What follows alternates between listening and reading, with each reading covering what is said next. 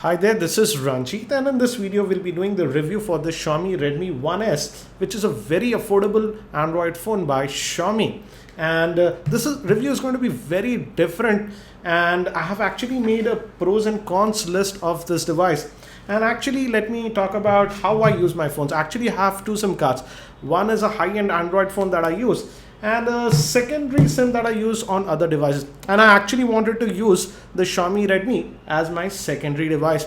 And in fact, I tested this device in two phases when I got it, and it came with the MIUI 36, and I used it for around 15 odd days, and I was not very happy with its performance because it had a lot of software bugs. And later on, for about at the end of September, I also got the another Mi update, that was MIUI 41 if I'm correct, and thereafter I used it for about 6 odd days. So completely I used it for about 20 odd days before producing this review. And I'll start with the pros and cons. I've already made 4 other videos on this Redmi 1S. So if you're interested in the gaming performance or the camera performance, you can check out those videos. Links for those videos will be in the YouTube show notes. And first, let me talk about the pros, and then I'll come back with the cons of this device. The first pro with this device is the 720p HD display. That's a 4.7-inch display, and it's a 720p HD display. And the screen quality is actually pretty decent in my opinion. Yes, the screen is a little bit on the warmer side, but overall the screen quality is actually pretty good. And considering the price point of this device in India, it's sold for just around 6,000 rupees. That's just US $100. The screen quality, I would say, is a big plus point on this device. Second biggest advantage of this device was the 8 megapixel BSI sensor that we have on this rear facing camera. It's an 8 megapixel shooter with LED flash, and I have to say the image quality of this device via the rear facing camera is just amazing. You should check out the dedicated video that I made regarding the camera performance, in which I showed you a lot of sample shots that I took with this device, and I was amazed with the performance. So if camera is the highest priority and you don't want to spend a lot, then this Redmi 1S probably has one of the best camera performance under budget Android devices. Next, if we talk about the looks, even in the looks department, this Redmi 1S is a fairly decent looking phone. Now, if we talk about the specs of this device, the specs on paper are just amazing. It's powered by a Qualcomm Snapdragon 400 chipset. That's a 1.6 GHz quad-core processor. Comes with the Adreno 305 GPU, and the RAM on it is 1 gigs. Also, it has all the important sensors. For example, it has the proximity sensor, the auto brightness sensor. So in fact, for the price, the specs that you are getting are actually amazing for the product. Now, also one more thing that I really liked about this product was the audio output via the headphone jack. I tested it with this Grado headphones that I have, and I was actually pretty impressed with the audio quality. So if you listen to a lot of music, you'll be pretty happy. I was amazed at the sound quality that I could get from this Redmi 1S, considering the budget oriented price of this device. So these are the plus points of this device. Now coming to some of the cons that I faced with this device are actual cellular call quality on this device was not that good. And if I have to rate it, I would rate it 5 out of 10. I would say many times, almost 70% of the time, the call quality was very muddy, and most of the times I had to say to the other party, can you please repeat that? And it was getting really annoying. So I was not happy with the call quality that I was getting on this Redmi 1S. Now if we talk about the weight, though it's a 4.7-inch screen, the weight of the phone, it's actually a little bit on the heavier side. It weighs around 158 grams. Yes, you can get used to it, but certainly it's a little bit on the heavier side. Another thing that I faced with this device was the heating issue. This device tends to heat up quite a bit compared to many other Android phones. Yes, the heating has been improved after the latest update. It is heating up a little bit less, but certainly still it heats up a little bit in my opinion. So if you're worried about the heating issues, then you might not like this device. Also, when it comes to the battery, the back cover can be opened easily and you can access the battery. It's a removable battery. It's a 2050 milliampere battery, and these are the 2 SIM slots. Again, do note that the first SIM slot is 3G enabled and the second SIM slot is just 2G enabled. And you can also add a micro SD card over here.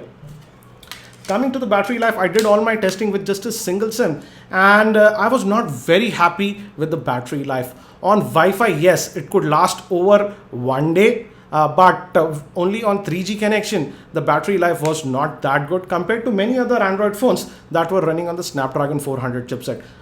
So in terms of battery life, I was not very happy with it. With two SIMs, I doubt that you will be able to reach end of the day without topping it up. So that was regarding the battery life. Now, the biggest con that I had with this phone, also in the call quality, also sometimes the proximity sensor simply stops working. So when I was just taking out the phone from the call, the screen used to not light up, and I had to hit the power button multiple times for the screen to come up. So there are actually a lot of bugs on this phone, and before the earlier software update, it was simply unusable. Hence, I just gave up on the phone after 2 weeks of testing. Now, some of the issues are solved, but still there are quite a bit of issues. For example, once my auto brightness sensor simply stopped working. Most of these issues are temporary because if you just reboot the device, they start working, but it's kind of annoying. Also in the camera works, but sometimes the gallery app actually hangs up. So there are a lot of issues with the MIUI, and I think so it is due to 1 GB of RAM. Also, when I was doing some heavy multitasking, for example, I generally like to listen music in the background, and I use an online music streaming application like TuneIn Radio, and I use a browser to browse. And many times the background app was just getting booted out, and it was just quitting, and that happened a lot on this Redmi 1S. That generally does not happen with many other Android phones that run with 1 GB of RAM. So definitely I feel that the MIUI that is running on this device is a little bit heavy on RAM, because I didn't have this issue with the Mi 3, and I was really impressed with the Mi 3.